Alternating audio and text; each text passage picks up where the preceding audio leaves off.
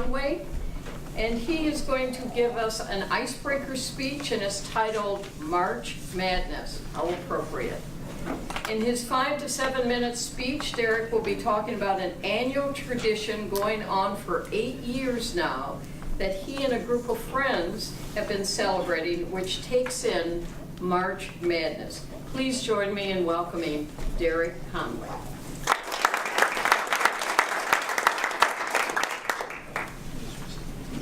So I'll be the first to admit, when I first joined Toastmasters, I had never given a speech before and had no idea what I was going to say for any of my speeches, let alone my icebreaker speech. But when I found out that my speech was today, I thought it was perfect timing with my March Madness tradition. Myself and a group of 5 to 10 guys goes out to Las Vegas every year, and we watch the college basketball games. I'm pretty sure most of you guys know what March Madness is. It's the tournament, 68 teams, Division I basketball. Does anybody not know what it is? Show of hands. Okay. So you can qualify for this tournament by either A, being one of the top 32 teams in the country and getting an automatic bid, win your conference tournament, which is what's going on right now in downtown Kansas City for the Big 12. Congrats to K-State, by the way. Or you can be one of the best remaining teams that hasn't done one of the first two and get selected in by a committee. So those are the 3 ways you can make it in. We always go out for the first 4 days of the tournament. So your Thursday, Friday, Saturday, Sunday, when there's games going on nonstop. I'm sure all of you guys have been in office pools, brackets, where you pick the winners of each game. It's single elimination, and the tournament lasts about 4 or 5 weeks total from start to finish. So as long as the girlfriends and the wives continue to let us go every year, we're going to do it. So the trip will start this coming Wednesday night, and you guys can imagine how excited we all are to get on the plane. It's one of the only times when I'm in the airport and I'm excited to be there and hop on the plane, and honestly, it's out of the norm if by the time we get there, the pilot hasn't gotten the microphone, told us we drank the plane dry, and we'll be landing in Vegas shortly.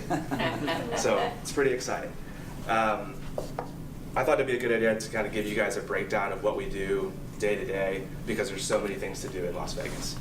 So Wednesday night, when we get there, obviously put our bags in the room, and the first thing we do is go downstairs and put our bet tickets in for the next day. Come Thursday morning, the lines to bet on the basketball games are so long, it's ridiculous, so we like to knock it out Wednesday night. So Thursday, we found this little gym 8 years ago when we first went there. It's the Hilton Casino, and I want to kind of describe it for you. If anybody has been to the Midland Theater downtown Kansas City, extremely gorgeous, huge. There's 3 screens in the middle that are large, and then one in the top left and one in the top right. And they show college basketball games all day long. So imagine this place is filled with 5,000 people at least, fans from coast to coast wearing all their gear. So it's a lot of competitiveness, trash talking. And I think our group is pretty cool too, because in our group we've got KU fans, Mizzou fans, K-State fans, and Nebraska fans. So they're, like I said, trash talking, and it's cool how we can all get along, have a few beers, and just enjoy the tournament together. So we do that on Thursday night, usually go out for a nice dinner. Friday this year actually happens to be St. Patrick's Day.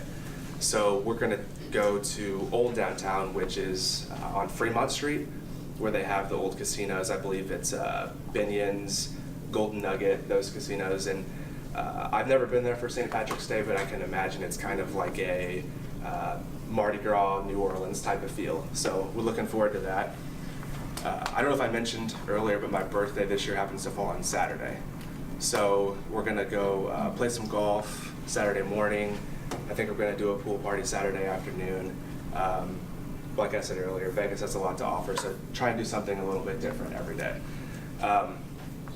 Thursday and Friday, there are 64 teams in the tournament, so there's games going on all the time from like 7 a.m. until 8 p.m. So that takes up most of our day. Saturday and Sunday, there's half the teams have lost, so games, there's a little bit more time to do other activities other than watch basketball. So that's what we'll do, and then honestly, by Sunday morning, if we're all still standing, because I know 5 days and 4 nights in Vegas is crazy, and every year we tell ourselves we're going to do something different and try and change it up a little bit, but we always have so much fun that we keep doing it anyway. So Sunday, as long as we make our flight, get home safely, and maybe we won a few dollars here or there betting on basketball or playing craps or blackjack, we're happy with that. But I was thinking about showing you guys some videos and pictures of Vegas, but what happens in Vegas stays in Vegas. So, thanks, guys.